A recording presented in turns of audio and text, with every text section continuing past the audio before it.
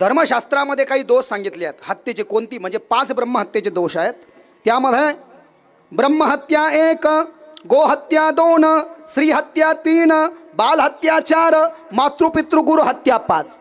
आई वडिलाचा अपमान करणे, गुरुचा अपमान करणे, बायकोचाही अपमान करणे याला हत्याच म्हटलंय बरं. अहो गायीची चारा वैरण वेळेवर न करणे गोहत्या याला सुद्धा हत्याच म्हटलंय. गाईला सर्व देवमय गो म्हटलंय आमच्या धर्मशास्त्रांमध्ये. कलियुगातली साक्षात देवता आहे.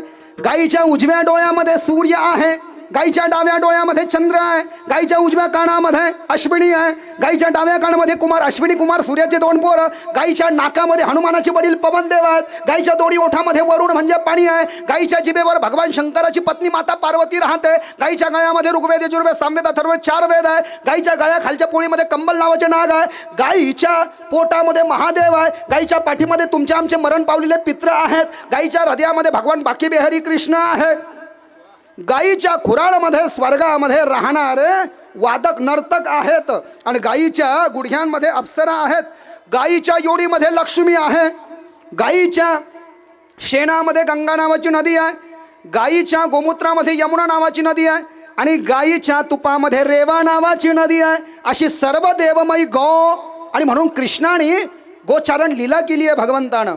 श्रीकृष्णो वदती स्वयं गवां मध्ये बसाम्यहम गावो अग्रत में संतु गावो में नित्य राहतु गाई मम प्रिय अस्तु ऐसे जाणपा खगेंद्रा. भगवंत सांगत असे गरुड पुराणामध्ये भगवान श्रीकृष्ण सांगतात नारदाला मी गाईच्या मधात राहतो का. नमो गोभ्यम गरुड पुराणामध्ये मंत्र आले आहेत. नमो गोभ्यम श्रीमतीभ्यम सौरभेभ्य एवच नमो ब्रह्मसूताभ्यश्च पवित्राभ्यो नमो नमः यया सर्वमिदं व्याप्तं जगदस्तावर जंगमम ताम धेनु शिरसा वंदे नमामि प्रणमाम्यहम. गाईला रोज नमस्कार करा, प्रदक्षिणा मारा, पृथ्वी प्रदक्षिणेचं पुण्य मिळतं. गाईला पृथ्वी म्हटलंय. There R 2 kinds of earth. एक पृथ्वी आहे स्थावर पृथ्वी, त्याला फिक्स ॲसेट म्हणतात कॉमर्सच्या भाषेमध्ये, म्हणजे ज्याच्यावरती हे जग आधारलेलं आहे. जोपर्यंत चंद्र सूर्य आहे जगाला धक्का लागणार नाही, ही आहे स्थावर पृथ्वी. आणि दुसरी पृथ्वी आहे जंगम पृथ्वी, जिनं गाईचं रूप धारण केलं आहे. त्या पृथ्वीला, त्या गायरूपी पृथ्वीला जर का प्रदक्षिणा मारली तर पृथ्वी प्रदक्षिणेचं पुण्य प्राप्त होतं. एवढंच नाही, आपण जेवायला बसतो ना, जेवायला बसल्यानंतर जर का रोज पोळीचा पहिला तुकडा म्हणून तो भाजीला वरण भाताला लावला आणि गाईच्या नावानं काढून ठेवला तर 11,000 वर्ष नाही 11,000 वर्ष घेणं देणं माणूस स्वर्गात जाऊन राहतंय फुकट. त्याला गोग्रासाचं फळ म्हटलेलं आहे.